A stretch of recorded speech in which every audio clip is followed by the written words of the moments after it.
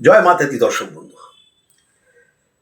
কলিযুগের সব থেকে বড় খেলোয়াড় রাহু। আমারই কথা।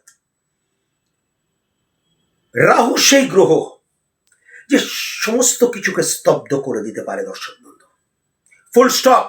আরে শনি তাও আপনাকে মানে যে কোনো ভাবে হোক रो मर के आपको आगे कर देगा।